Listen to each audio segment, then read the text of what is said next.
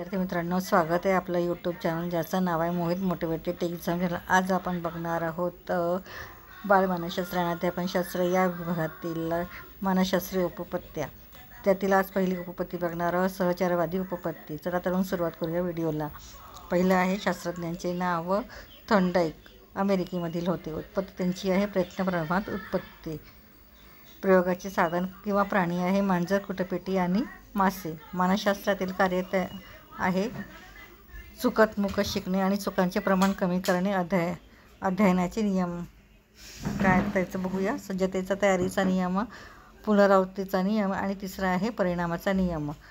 नंतर आहे शैक्षणिक महत्त्व काय आहे तर उद्दीपन आणि प्रतिसाद यांच्यात साहचर्य निर्माण करणे, गरज जिज्ञासा वृत्ती निर्माण होते, परिस्थिती आणि प्रतिक्रिया यांचा संबंध सुखकारक असतो, 3 नियमांचा वापर करावा। त्यानंतर दुसरं आहे सहचारवादी उपपत्तीमध्ये दुसरी उपपत्ती आहे पॅव्लोव यांना नोबेल पुरस्कार विजेते आहे। 2003 मध्ये रशियामध्ये नोबेल पुरस्कार त्यांना देण्यात आला होता। त्यांची उपपत्ती आहे अभिजात अभिसंधान उपपत्ती। पॅव्लोव यांचं प्रयोगाचं साधन आहे कुत्रा, बेल, राळ आणि अन्न। तर मानसशास्त्रीय कार्य आहे नैसर्गिक चेतकाबरोबर कृत्रिम चेतकाचा वापर करून नैसर्गिक प्रतिक्रिया मिळविणे। पॅव्लोव यांचे शैक्षणिक महत्त्व काय आहे तर मानसशास्त्रज्ञामध्ये वर्ण व मुळाक्षर शिकताना चित्राचा वापर करणे, योग्य सवय लागते, वृत्ती बदल आकार भीती नष्ट होते आणि तिसरं आहे आवडी व ममत्कारित्व वृत्ती नष्ट होतात।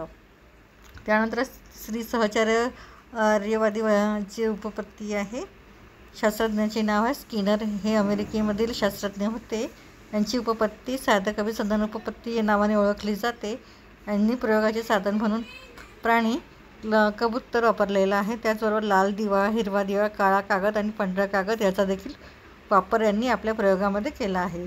तर यांचं मानसशास्त्रीय कार्य काय आहे तर एखादी क्रिया साधन म्हणून जेव्हा उपयोगात पडते तेव्हा ती विशिष्ट क्रिया साधनीभूत झाली आहे असे म्हणतात। यामध्ये प्रत्याभरण व प्रलंबावर भर देण्यात आलेला आहे। तर स्किनर यांचं शैक्षणिक महत्त्व काय आहे तर सोप्याकडून कठीणाकडे सूत्राचा वापर करणे, 2 घटकांमध्ये परस्पर संबंध निर्माण करून अध्ययन करणे, तिसरं आहे क्रमशील अध्यापन, चौथा आहे एका ज्ञानाकडून दुसऱ्या ज्ञानाकडे जाण्यास उपयोग। तर हे झालं सहचार्यवादी उपपत्ती यांचे शास्त्रज्ञ आणि त्यांची प्रयोग।